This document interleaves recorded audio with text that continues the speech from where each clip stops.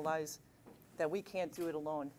And that's part of why we are implementing some of the strategies that we've come up with that I'll share with you. But those strategies went out to our parents and our staff last night, so I will review those with all of you as well. It's my understanding that the event that happened Tuesday at Preble High School stems from a conflict that's been ongoing for several years between groups of students, and it spilled into our school. Unfortunately, sometimes this does happen, and then we need to address it. But one of our primary responsibilities is to do everything we can to prevent this from happening in the first place. We refer to it in education as root cause. What's really causing students to have weapons in the first place? So while we can implement these strategies, like changing our backpack policy, or metal detectors, or random searches, we know that unless we address why it's happening in the first place, we aren't going to stop this.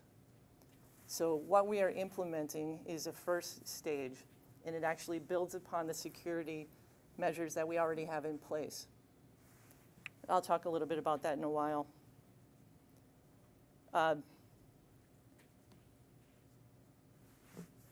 There were concerns about, I've been fielding a lot of questions. I want to address that first. The outpouring from the community, from parents and students, has been tremendous. It's been mixed, but the main comments we've been hearing is the concern for the safety of our children, and I think we can all agree that's a priority. That's literally the least we can do is keep them safe. The recommendations that they've been providing, the feedback, the support, overall support has been phenomenal. In fact, the implementation of the backpack plan, which is beginning on the 22nd of September, we are going with clear backpacks only. The feedback and the support we're receiving from the community is beyond belief. Donations coming in, parents calling and saying, how can we help support this through funding? We've had businesses throughout the community saying, we'll buy backpacks. And I've heard, I haven't been on social media, but I've heard that there are parents out there actually buying extra ones and saying, contact me if you need it. That's the community we live in, folks.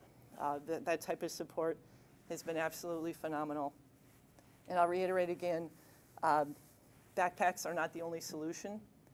What they do is help minimize the risk. And those are our initial goals. How can we minimize the possibility of somebody bringing a weapon into our schools? The communication that went out last night was focused on two things. One, it was reiterating the safety and security measures we already have in our schools. Chris Collar is our safety and security coordinator. He's an amazing man, and he goes through every building every year to ensure we are meeting specific safety and security standards. One of the strategies we're going to utilize, which was called out in the message last night, is that we are going to use an updated school safety assessment. Chris is going to work with the association, I'm sorry, I think it's called Office of School Safety. Lori, do you know offhand? Wisconsin School Safety Coordinators Association. He's going to work with them and use the most up-to-date site security assessment to ensure that we are keeping up to the standards that are expected. In addition, we are going to go to the clear backpacks. I already mentioned to you that this doesn't completely solve the problem, and I'm going to reiterate, we are looking to minimize risk. That is the goal. We just, David Johns and I, Associate Superintendent, just met with the Intercity Student Council to review the plan. Details of what this rollout of moving from traditional backpacks to the clear backpacks will be rolled out very soon. And then we will field questions from students and from families if they have concerns about what that's going to look like to fully implement. In addition, because we can't do this alone, Monday night we will be holding a community roundtable. It will be facilitated by our partners at CESA 7, Chief Davis and I, along with Mayor Genrich and President Lyerly, will be addressing the audience and review the incident and talk about measures that we will be putting in place. But then the important part is asking our community, what are we missing? What other strategies do we need to consider? So it will be set up at Preble High School in the cafeteria, beginning at 6 p.m. We call it a roundtable because that gives more opportunity for voice. So participants will be sitting at tables. We will provide questions for them to discuss. We will have district office staff at each of the tables to respond to if they have questions about the questions. And we will gather feedback. This is all part of the process of continuous improvement and making sure we are considering every strategy that we need to take to ensure our students are safe in our schools. And finally, before I turn it over to Chief Davis for any remarks, and we open it up for questions, I want to again extend our appreciation for the enormous outreach from this community. The parents have been fantastic. I've received phone calls from community members, what can we do? The Preble parents have been amazing. I'm not surprised. Scared from the initial reaction of the initial event, but then moving right into what do we do? How can we help? So my sincere gratitude, because it's going to take all of us working together to tackle this. Chief?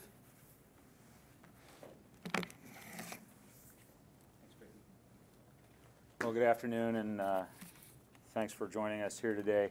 I thought I would just give a very brief overview of what we can tell you about the incident at this point. I know there's been a lot of information out in public, but sometimes it's just helpful to start from what we know and continue the discussion from there. So what we know is that there was a fight yesterday in the lunchroom at Preble High School.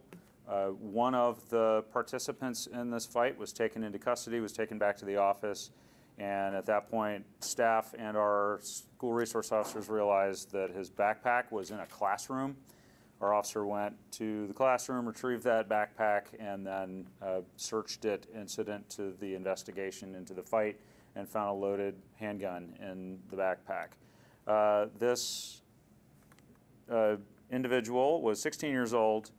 Currently, we're referring charges of disorderly conduct, battery, carrying a concealed weapon, possession of a firearm in a school, and possession of a firearm by someone under 18. One question that we've heard is whether he'll be charged as an adult. That decision really is up to juvenile intake and the district attorney's office. We are not referring adult charges at this time on this young man. And so that's what we know about the event. I'm sure there's lots of questions, and happy to let you get to those. Or actually, I believe we've got President Lyerly. Yeah, actually, I wanted to add something because I didn't. We take this incredibly seriously. I know you get that. Students that do something like this, we will discipline to the highest of our ability. Students that do something like this and scare our student body and our staff and our community will pay a consequence. And I want to be very clear about that. In addition, any threats, whether they're in jest or serious, we weigh them the same. So if a student threatens to bring a weapon, we will handle that just as if they had the ability to do it. We've in the past, and we will continue to expel students that threaten the safety of our other students and our staff. We will respond to questions.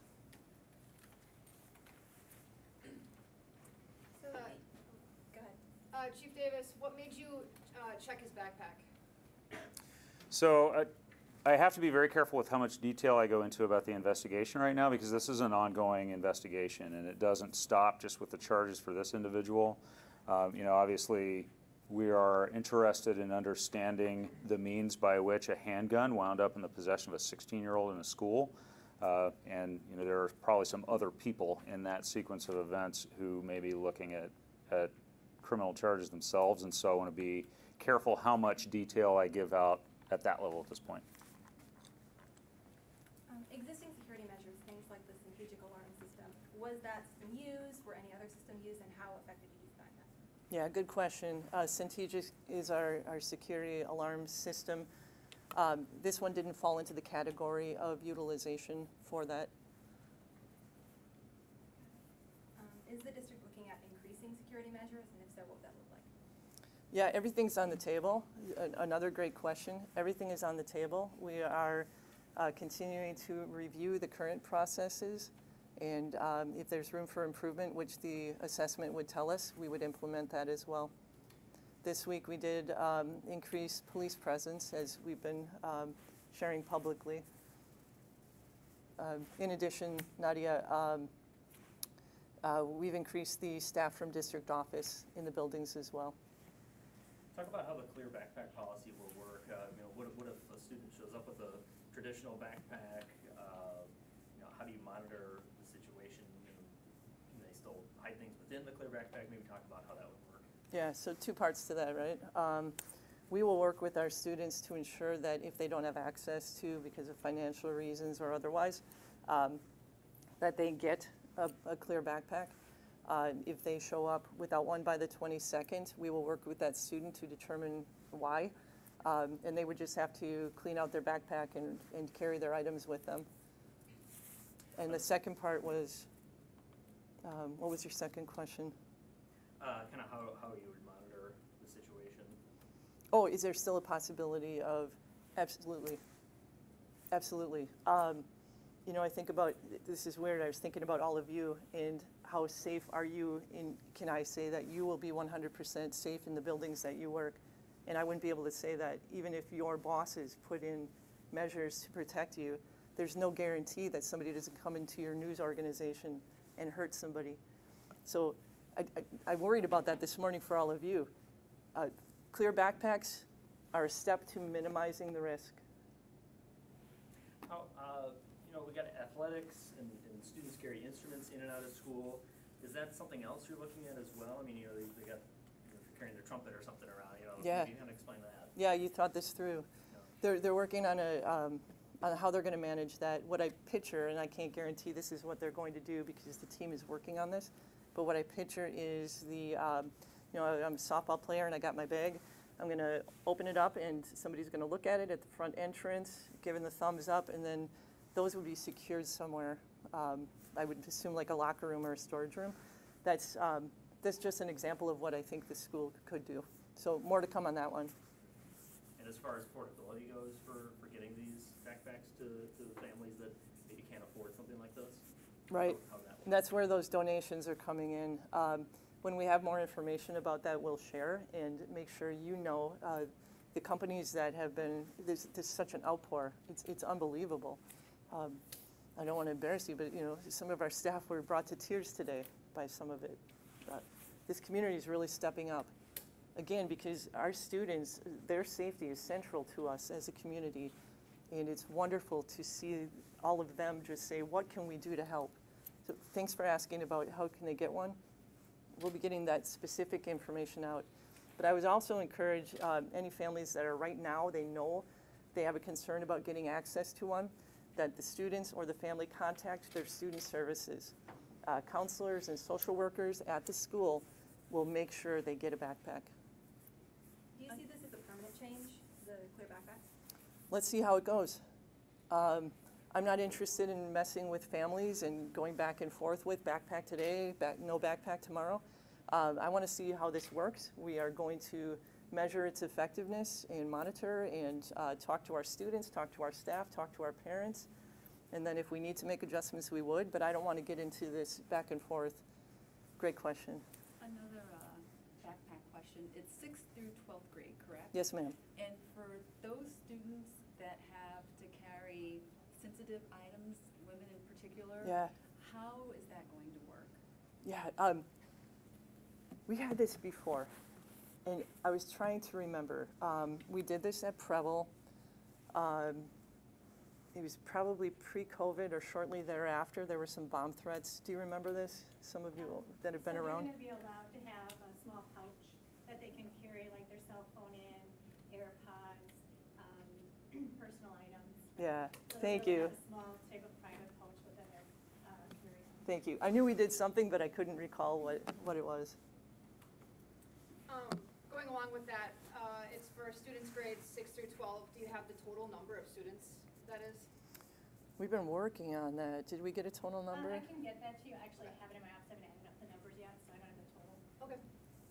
Will there be any additional resources when it comes to officers at the school? You mean on a permanent basis? From now on, yeah. Yeah. What we're currently looking at is a strategy to utilize community partners. Again, the outpouring from the community about how can we support, and some of them are saying we can physically support. That's the strategy we're looking at right now. And is Monday the flexible deadline, or is that the hard, solid date to have the backpacks? Is it going to be a grace period? Or? Yeah, Monday the 22nd is the deadline. Could this be extended to all grades? Do you want it to be? Or It could be. Yeah. Yeah, it could be. Was there an SRO at Preble when the fight started? Because there's been a little bit of back and forth on that. Is it? Please. Yes, there was a regularly assigned school resource officer. And in addition, we've worked with the school district over the last few years at a few of the high schools to provide an additional officer who just comes in for a few hours during the lunch hour to be there. And my understanding is that officer was also present when the fight happened. Would you consider increasing the number of SROs in the district, or is that a no-go for right now? You know, like Superintendent Beyer says, anything is on the table at this point. You know, there's some challenges with something like that in the short term just because of recruiting issues and some vacancies within the police department. You know, our SRO program is fully funded by our partners at the school district, but you know, we'll certainly work with them to redeploy resources, and we've been fortunate I think over the last few years to be able to be flexible and to respond and add resources when we know we need to, and we'll certainly continue that and do everything that we can to support our schools. I have another question. It's for you. So a lot of parents in social media are calling for metal detectors. If you could address Yeah. why that is or is not a feasible solution. Yeah, it has been brought up, and we will continue to review that. There are a couple school districts in the state of Wisconsin that currently have metal detectors. We'll be reaching out and reviewing to see if it would be something a strategy that we could use. Has the timeline to upgrade secondary school entrances changed at all? I Oh. understand that kind of was brought up with the referendum planning, but it hasn't really been brought up since like June 24, I think, about there. Yeah, that could be. The timeline is still the same for those entrances. Keeping in mind that the secure entrances are about safety for visitors, from visitors entering. Was there, oh, go ahead. I apologize if you said this. Did you say the 16-year-old was expelled? Or are you not allowed to share? Oh, we're so early in the process. These acts will not be tolerated. Expulsion would, yes, that would be a goal. We're not there. We're not there. Is there a significant drop in attendance over the last couple days at any of the schools that you may have noticed because of this incident? You know, I appreciate that question because when we look at what does the incident cause in disruption, that's something we use to measure what is the consequence going to be. We did see a dip. We did see a dip. I didn't look at numbers yet for today, but yesterday we did. What are the financial implications of increased security? Things like metal detectors. I know that you guys, I guess, aren't paying for clear backpacks, but just that kind of thing. Yeah, we're still gathering those numbers. That'll be part of our investigation into what strategies would we be able to take on? And I'll add to that what I've heard from Preble parents is there should be no cost limit and that they would be willing to help support if funding is needed.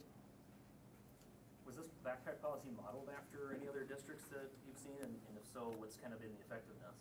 There are other districts that have used it. A lot of districts go with no backpack, and I don't know if I've mentioned that, but that is a strategy.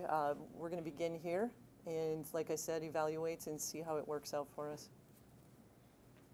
There was some concern, I think, because things were posted on social media and then there wasn't anything that kind of came out for a while. Having gone through something like this, is there anything that you would change about that communication strategy or anything like that?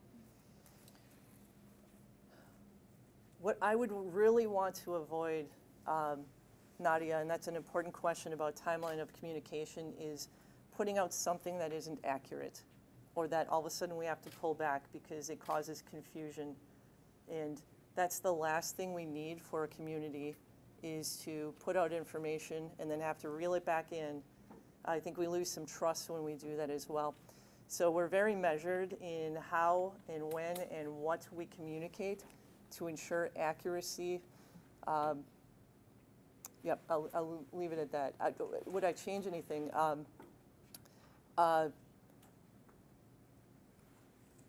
We met with students today, the student group today. I would have tried to fit that in sooner. I don't know when possibly we would have done it, but if I have to reflect and say what was one thing you wish you would have done sooner, it would have been meeting with our inner city student council sooner.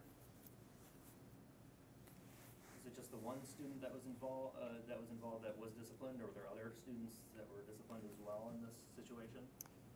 Just like with the police, our investigation is still ongoing. Good question.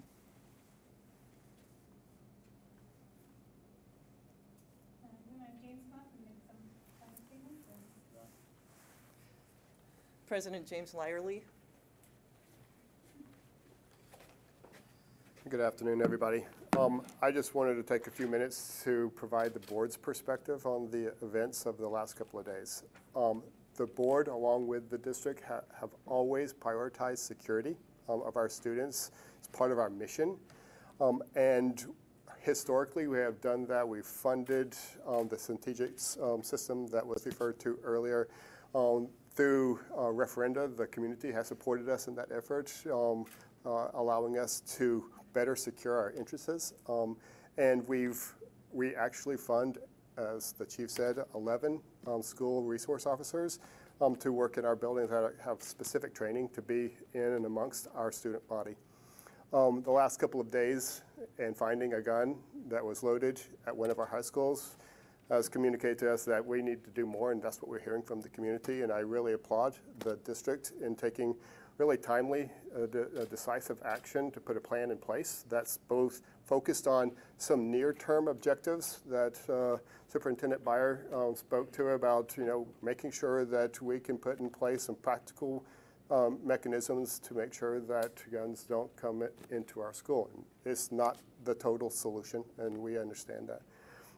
I also communicated the day of to Superintendent Beyer that any plan that the district comes up with should not be discounted because of expense without first coming to the board, right? And that's our commitment to the district, is that in the event that we need to manage the affordability issues with backpacks, that we are partnering in that effort with them. So I hope that you heard from us today that we are looking to take very decisive action, but also collaborate with the community.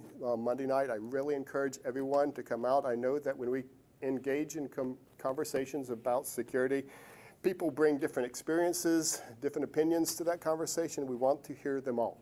So I encourage everyone to show up Monday night and help us. Thank you.